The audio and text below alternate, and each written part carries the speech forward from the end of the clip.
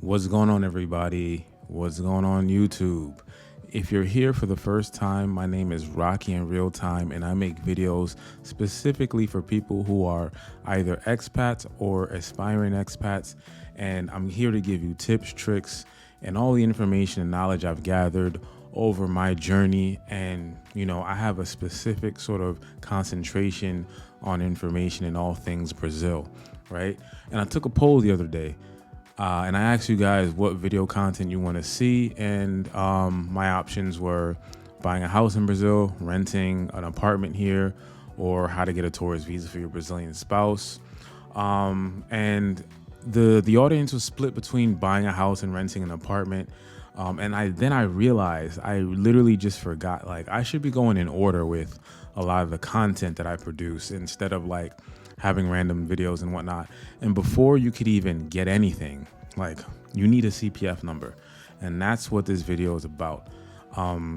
You can't operate in Brazil without a CPF number. I mean, you can, but like, if you want to do serious things like own assets, have rights to certain things that are subject to public record, including real estate, owning vehicles, vessels, owning stocks in certain companies, shares, bank accounts, being listed on a company, like pretty much anything important or anything that's like labeled as an asset, you need a CPF number.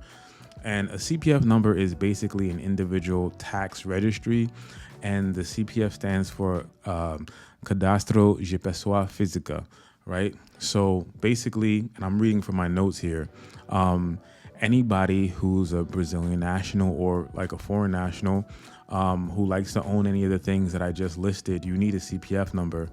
It's issued once and it's unique and it's specific to you. It's kind of like a social security number, but not really. You can't register twice. So upon registration, a CPF number is generated for you.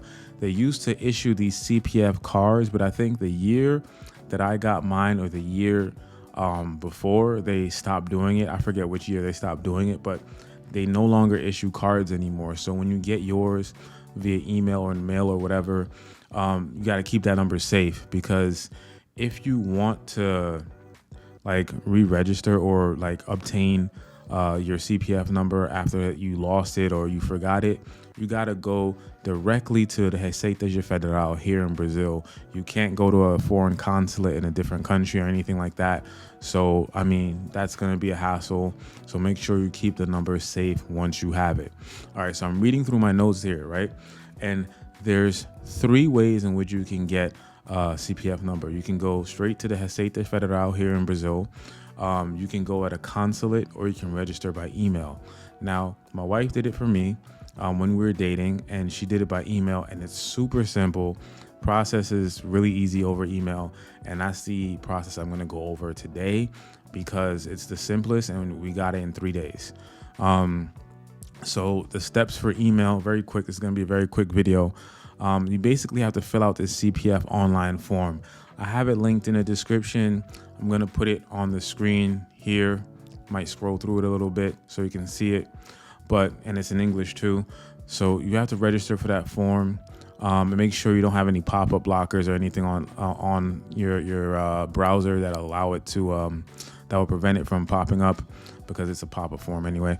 So yeah, you have that form, you fill out that form, then you send your application to this email address. I'll put it here on the screen.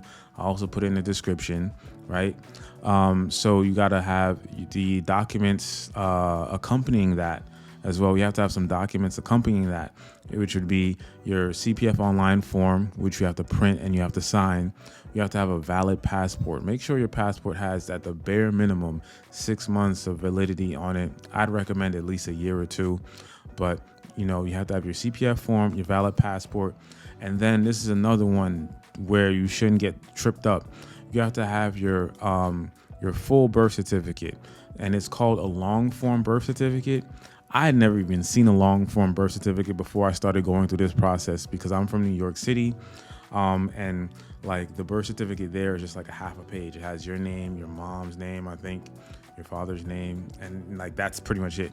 But the long form birth certificate basically has the country, the hospital, the date and time. It's like an actual long piece of paper, right? I don't know how they do it in other states. I can only talk about New York, but in New York, it's like a half a page and it's blue. It's like literally about half a page, about half of the size of an A4, 8.5 by 11. But the long form birth certificate is like a full one. So I think in New York is still probably around $22 or so. It takes about, they say anywhere from 4 to 8 weeks, but for me, it took 2 weeks to come in. I think they just say that to be safe, but you can also expedite it as well. So get your long form birth certificate. And you also have to have a picture of the applicant, which is yourself, holding your valid passport. So you open your passport book, boom. And you basically have to have yourself just a recent picture of you with the valid passport that you're the same passport that you're using to apply for the CPF. So it can't be a different one. Like it can't be, passport that you had before that got lost or whatever. It has to be the same passport that you sent to them. Open it, go to the picture page, take a picture, boom, make sure everything is clear, legible, and make sure you take it close enough so they can see all the details. So they don't really have to zoom in too much, right? Because I had problems with this. They were like, saying, couldn't see it. So I had to send another picture back.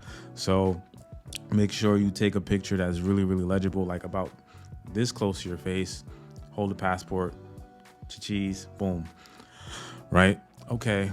And, for anybody that's under 16, which I don't think that might be a lot of people watching this video, you have to be holding your passport and the selfie of your father or mother holding their passport as well, right? So that's pretty much all you need, right? So once you fill out those forms and you send your application to that email, and then you send a message in that email. You say, hey, I'm trying to get, my CPF number. Here's my information, blah, blah, blah. I think I'll put like a Google Doc of like the exact email, or like pretty much paraphrase the email that my wife sent. And I'll put that in the Google Doc in a description. So you could just literally just copy that template. And then that's it. You pretty much just wait, and in 3 days they should have it. They should have it back for you.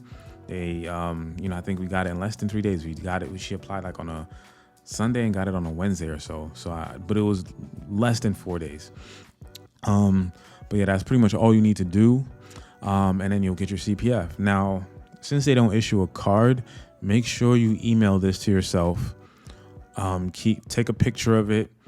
Put it in your online cloud or something, in a Google Drive. Like, make sure you have a copy of it safe, because, there's a lot of bureaucracy here in Brazil, and, you don't want to have to stand in line at the Receita Federal in person and start doing all these things again. You don't want to go through the hassle of having to re-get the CPF number, because once you apply for it online, you can't apply again online. You have to go directly in person to Receita Federal and get it.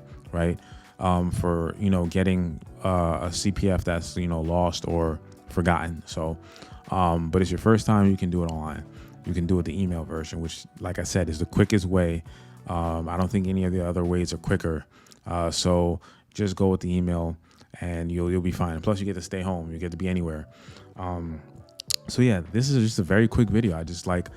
I needed to make this video first because I can't tell you how to get an apartment and, get a house and all this other stuff without one of the fundamental building blocks of your, expatriatism here in Brazil. It's like you have to have a CPF. So this video was absolutely necessary, but I'm still working on the apartment video and housing video as well, or getting a house as well. Cause my wife, she has a house in her name that her parents bought. It's actually close to here in Baja. It's in a neighborhood called Graça.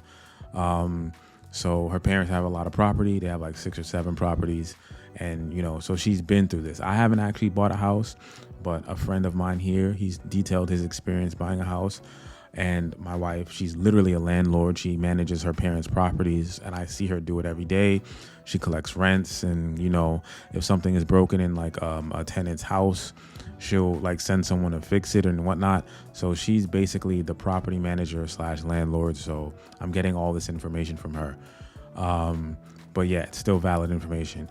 Anyway, that's it for this video. I don't want to be too long-winded. I hope this really helps. And like I said, all the resources will be in the description. And like always, stay safe. Peace and blessings. It's Rocky in real time, and I'm out.